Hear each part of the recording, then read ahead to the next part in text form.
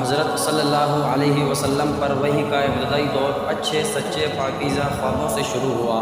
آپ خواب میں جو کچھ دیکھتے وہ صبح کی روشنی کی طرح صحیح اور سچا ثابت ہوتا۔ پھر من جانب قدرت آپ تنہائی پسند ہو گئے اور آپ صلی اللہ علیہ وسلم نے غار حرا میں خلوت نشینی اختیار فرمائی اور کئی دن اور رات وہاں مسلسل عبادت اور یاد الہی ذکر و فکر میں مشغول رہتے۔ جب تک گھر آنے کو دل نہ چاہتا توشہ ہمراہ لیے ہوئے وہاں رہتے۔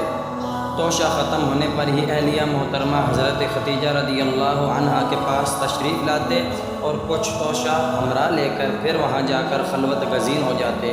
یہی طریقہ جاری رہا یہاں تک کہ آپ پر حق منکشف ہو گیا اور آپ غار حرا ہی میں قیام پذیر تھے کہ اچانک حضرت جبریل علیہ السلام آپ کے پاس حاضر ہوئے اور کہنے لگے، اے محمد پڑھو۔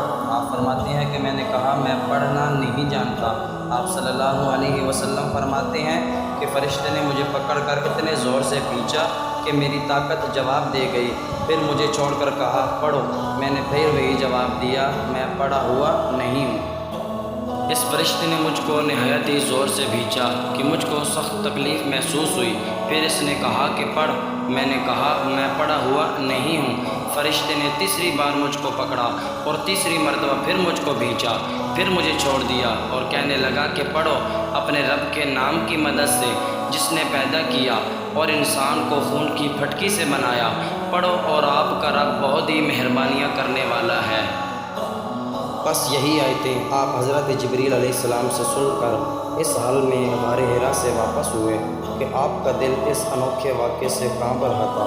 آپ حضرت خدیجہ کے ہاں تشریف لائے اور فرمایا کہ مجھے کمبل اڑا دو، مجھے کمبل اڑا دو۔ لوگوں نے آپ کو کمبل اڑا دیا۔ جب آپ کا ڈر جاتا رہا تو آپ نے اپنی زوجہ محترمہ حضرت خدیجہ رضی اللہ عنہا کو تفصیل کے ساتھ یہ واقعہ سنایا اور فرمانے لگے، مجھ کو اب اپنی جان کا خوف ہو گیا ہے۔ آپ کی اہلیہ محترمہ حضرت خدیجہ رضی اللہ عنہا نے آپ کی ڈھارس بندھائی اور کہا کہ آپ کا خیال صحیح نہیں ہے۔ خدا کی قسم آپ کو اللہ کبھی رسوا نہیں کرے گا۔ آپ تو اخلاق فاضلہ کے مالک ہیں، آپ تو کنبہ پرور ہیں، بے کسوں کا بوجھ اپنے سر پر رکھ لیتے ہیں، مفلسوں کے لیے آپ کماتے ہیں، مہمان نوازی میں آپ بے مثال ہیں اور مشکل وقت میں آپ امر حق کا ساتھ دیتے ہیں۔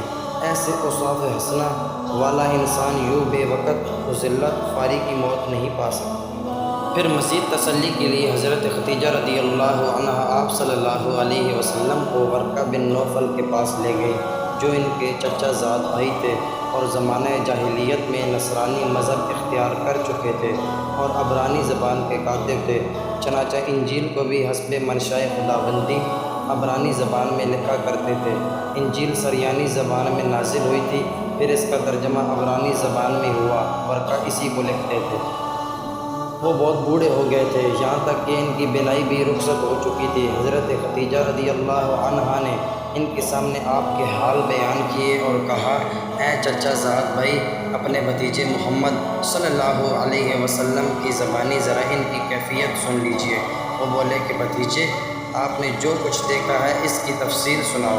چنانچہ آپ صلی اللہ علیہ وسلم نے از اول تا آخر پورا واقعہ سنایا، جسے سن کر ورقہ بے اختیار ہو کر بول اٹھے کہ یہ تو وہی ناموس معزز رازدان فرشتہ ہے جسے اللہ نے حضرت موسیٰ علیہ السلام پر وحی دے کر بھیجا تھا۔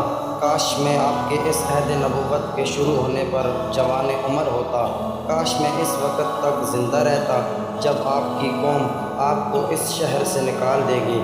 رسول کریم صلی اللہ علیہ وسلم نے یہ سن کر تعجب سے پوچھا کہ کیا وہ لوگ مجھ کو نکال دیں گے، حالانکہ میں تو ان میں صادق و امین مقبول ہوں؟